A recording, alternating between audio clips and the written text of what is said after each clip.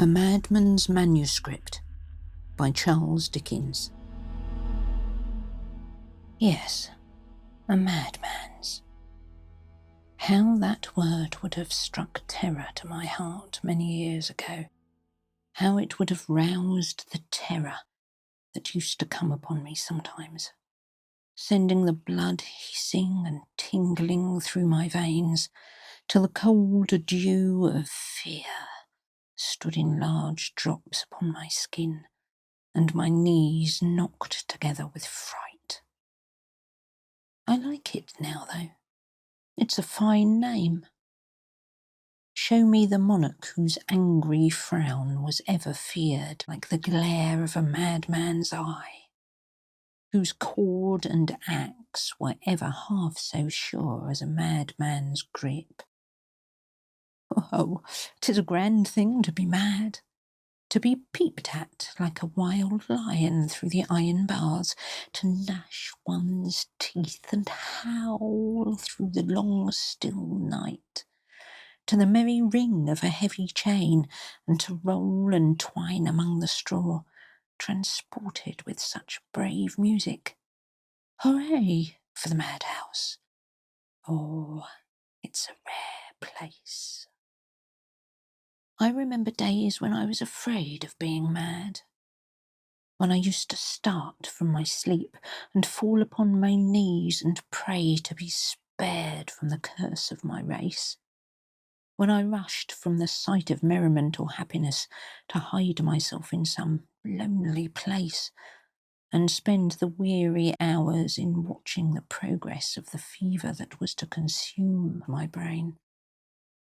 I knew that madness was mixed up with my very blood and the marrow of my bones, that one generation had passed away without the pestilence appearing among them, and that I was the first in whom it would revive. I knew it must be so, that so it always has been, and so it ever would be. And when I cowered in some obscure corner of a crowded room, and saw men whisper and point and turn their eyes towards me, I knew they were telling each other of the doomed madman, and I slunk away again to mope in solitude. I did this for years. Long, long years they were. The nights here are long sometimes, very long, but they are nothing to the restless nights and dreadful dreams I had at that time. It makes me cold to remember them. Large, dusky forms with sly and jeering faces crouched in the corners of the room and bent over my bed at night, tempting me to madness. They told me in low whispers that the floor of the old house in which my father died was stained with his own blood, shed by his own hand in raging madness. I drove my fingers into my ears, but they screamed into my head till the room rang with it, that in one generation before him the madness slumbered, but that his grandfather had lived for years with his hands fettered to the ground to prevent his tearing himself to pieces. I knew they told the truth. I knew it well. I had found it out years before, though they had tried to keep it from me. I was too cunning for them. Madman, as they thought me. At last it came upon me, and I wondered how I could ever have feared it. I could go into the world now and laugh and shout with the best among them. I knew I was mad, but they did not even suspect it. How I used to hug myself with delight when I thought of the fine trick I was playing them after their old pointing and leering, when I was not mad, but only dreading that I might one day become so. And how I used to laugh for joy when I was alone, and thought how well I kept my secret, and how quickly my kind friends would have fallen from me if they had known the truth. I could have screamed with ecstasy when I dined alone with some fine, roaring fellow, to think how pale he would have turned, and how fast he would have run, if he had known that the dear friend who sat close to him, sharpening a bright, glittering knife, was a madman with all the power and half the will to plunge it in his heart. Oh, it was merry life. Riches became mine, wealth poured in upon me, and I rioted in pleasures enhanced 1,000-fold to me by the consciousness of my well-kept secret. I inherited an estate. The law, the eagle-eyed law itself, had been deceived, and had handed over disputed thousands to a madman's hands. Where was the wit of the sharp-sighted men of sound mind? Where the dexterity of the lawyers, eager to discover a flaw? The madman's cunning had overreached them all. I had money. How I was courted! I spent it profusely. How I was praised! How those 3 proud, overbearing brothers humbled themselves before me. The old, white-headed father, too. Such deference, such respect, such devoted friendship. He worshipped me.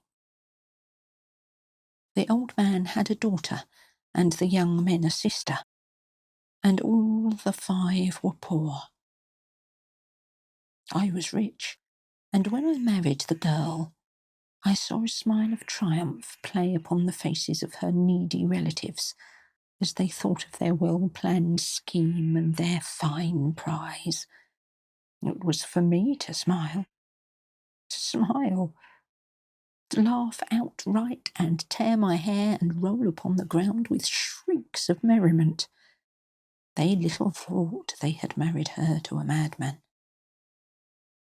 Stay, if they had known it, would they have saved her? A sister's happiness against her husband's gold. In one thing, I was deceived with all my cunning. If I had not been mad, for though we madmen are sharp-witted enough, we get bewildered sometimes, I should have known that the girl would rather have been placed, stiff and cold, in a dull leaden coffin than be born an envied bride to my rich, glittering house.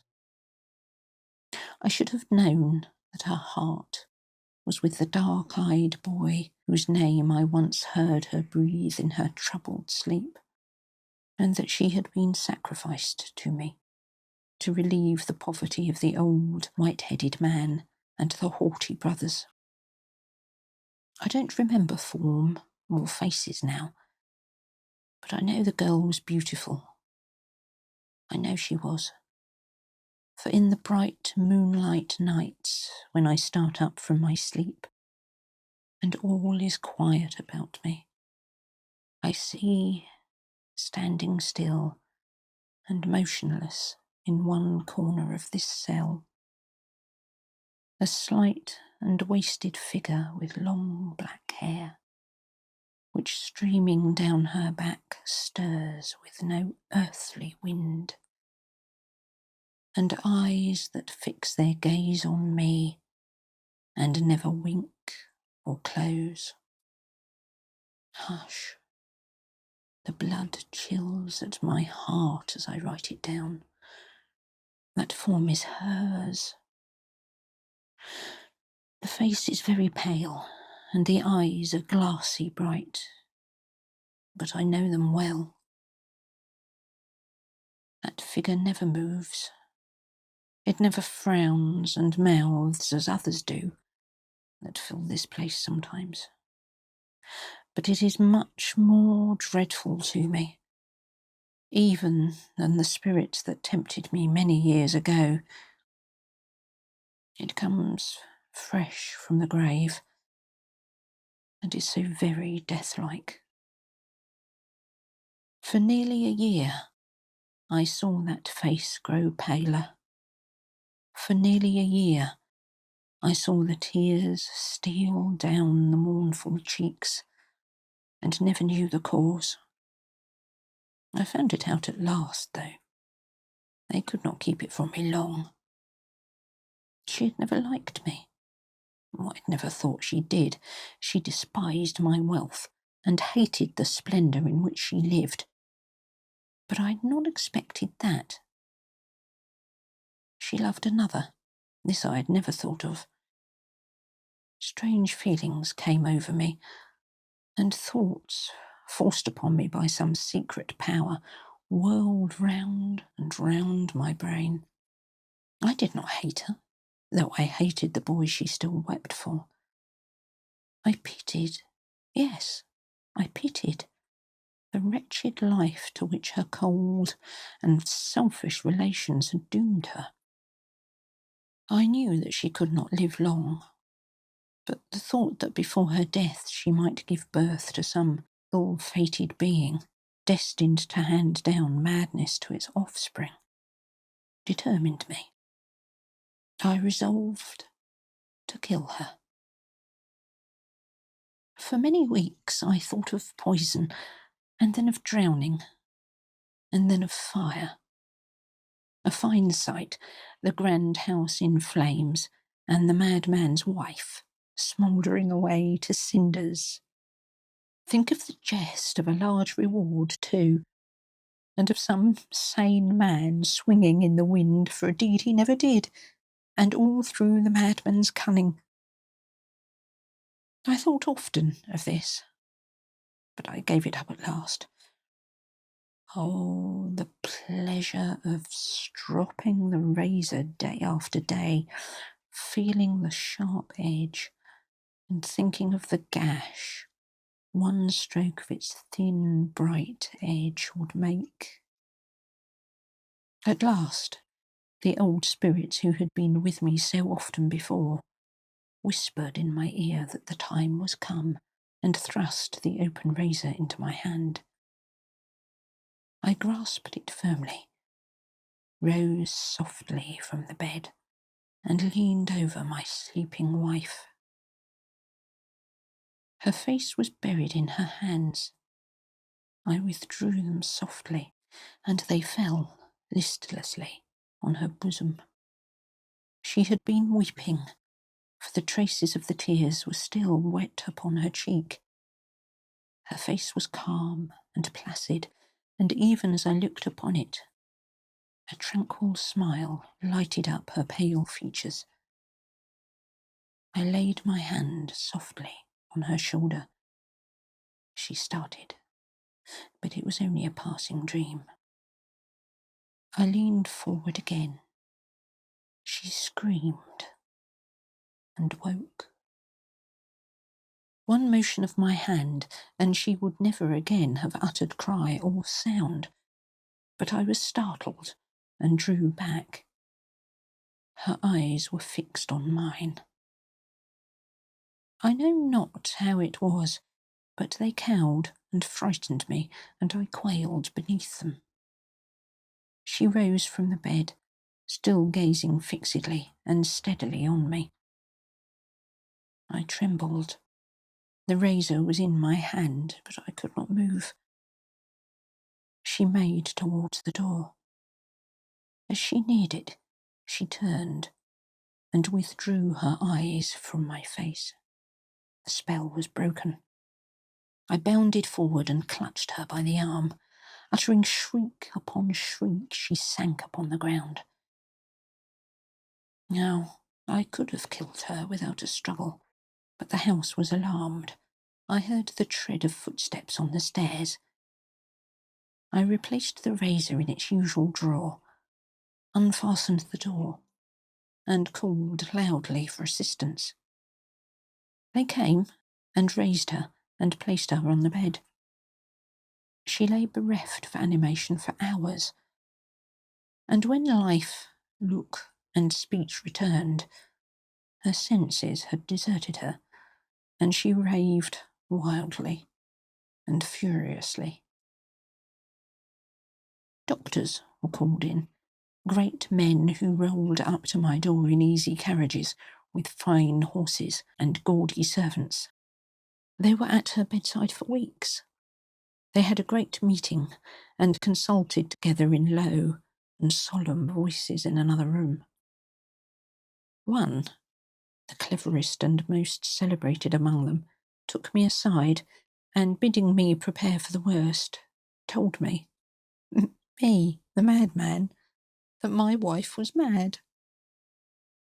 He stood close beside me at an open window, his eyes looking in my face and his hand laid upon my arm. With one effort, I could have hurled him into the street beneath. It would have been rare sport to have done it, but my secret was at stake, and I let him go. A few days after, they told me I must place her under some restraint. I must provide a keeper for her. I went into the open fields where none could hear me, and laughed till the air resounded with my shouts. She died next day. The white-headed old man followed her to the grave, and the proud brothers dropped a tear over the insensible corpse of her whose sufferings they had regarded in her lifetime with muscles of iron. All this was food for my secret mirth, and I laughed behind the white handkerchief which I held up to my face as we rode home, till the tears came to my eyes. But though I had carried my object and killed her, I was restless and disturbed, and I felt that before long my secret must be known. I could not hide the wild mirth and joy which boiled within me, and made me, when I was alone at home, jump up and beat my hands together and dance round and roar aloud. When I went out and saw the busy crowds hurrying about the streets or to the theatre, and heard the sound of music and beheld the people dancing, I felt such glee that I could have rushed among them and torn them to pieces, limb from limb, and howled in transport. But I ground my teeth and struck my feet upon the floor and drove my sharp nails into my hands. I kept it down, and no one knew I was a madman yet. I remember, though it's one of the last things I can remember, for now I mix up realities with my dreams, and having so much to do and always being hurried here, have no time to separate the two from some strange confusion in which they get involved. I remember how I let it out at last. I think I see their frightened looks now, and feel the ease with which I flung them from me, and dashed my clenched fist into their white faces, and then flew like the wind, and left them screaming and shouting far behind. The strength of a giant comes upon me when I think of it. There, see how this iron bar bends beneath my furious wrench. I could snap it like a twig. Only there are long galleries here with many doors. I don't think I could find my way among them.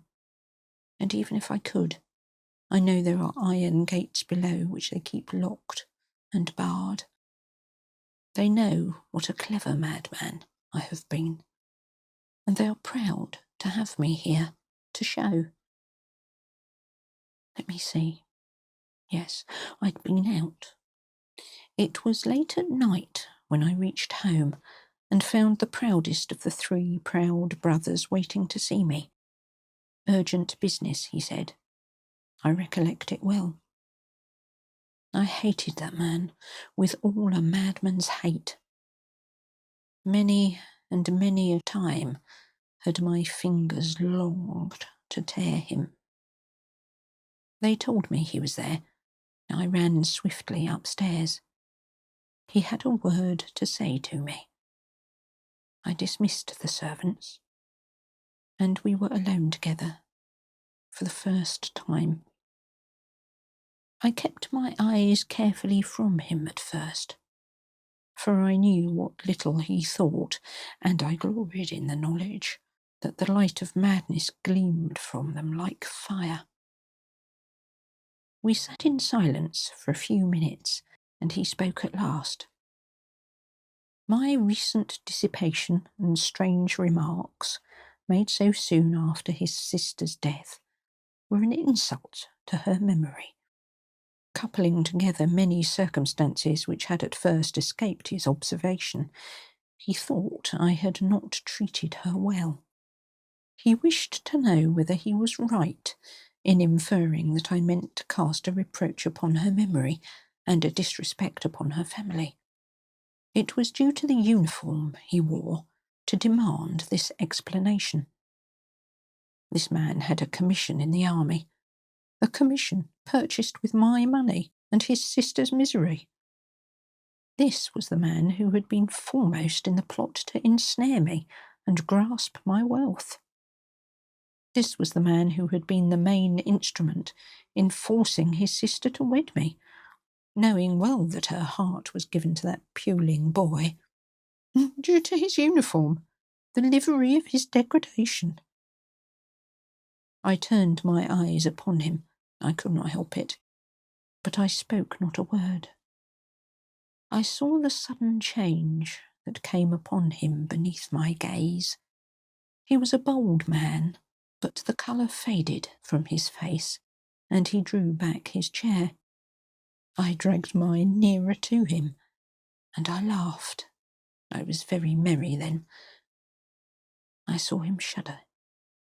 I felt the madness rising within me. He was afraid of me. "You were very fond of your sister when she was alive," I said. "Very." He looked uneasily round him, and I saw his hand grasp the back of his chair, but he said nothing. "You villain," said I.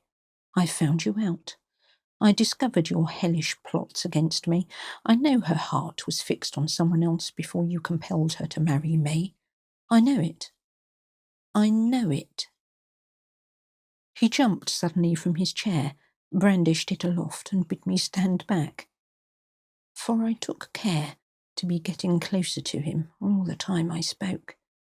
I screamed rather than talked, for I felt tumultuous passions eddying through my veins, and the old spirits whispering and taunting me to tear his heart out. "Damn you," said I, starting up and rushing upon him. "I killed her. I am a madman. Down with you. Blood! Blood! I will have it!" I turned aside with one blow the chair he hurled at me in his terror, and closed upon him. And with a heavy crash we rolled upon the floor together. It was a fine struggle, that, for he was a tall, strong man, fighting for his life, and I, a powerful madman, thirsting to destroy him. I knew no strength could equal mine, and I was right. Right again, though a madman. His struggles grew fainter. I knelt upon his chest and clasped his brawny throat firmly with both hands. His face grew purple. His eyes were starting from his head, and with protruded tongue he seemed to mock me. I squeezed the tighter. The door was suddenly burst open with a loud noise, and a crowd of people rushed forward, crying aloud to each other to secure the madman. My secret was out, and my only struggle now was for liberty and freedom. I gained my feet before a hand was on me, threw myself among my assailants, and cleared my way with my strong arm, as if I bore a hatchet in my hand and hewed them down before me. I gained the door, dropped over the banisters, and in an instant was in the street. Straight and swift I ran, and no one dared to stop me. I heard the noise of the feet behind, and redoubled my speed. It grew fainter and fainter in the distance, and at length died away altogether. But on I bounded, through marsh and rivulet, over fence and wall, with a wild shout that was taken up by the strange creatures that flocked around me on every side, and swelled the sound till it pierced the air. I was borne upon the arms of demons who swept along upon the wind, and bore down bank and hedge before them, and spun me round and round with a rustle and a speed that made my head swim, until at last they threw me from them with a violent shock, and I fell heavily upon the earth. When I woke, I found myself here in this grey cell, where the sunlight seldom comes, and the moon steals in rays which only serve to show the dark shadows about me, and that silent figure in its old corner. When I lie awake, I can sometimes hear strange shrieks and cries from distant parts of this large place. What they are, I know not, but they neither come from that pale form, nor does it regard them. For from the first shades of dusk till the earliest light of morning, it still stands motionless in the same place, listening to the music of my iron chain, and watching my gambols on my straw bed.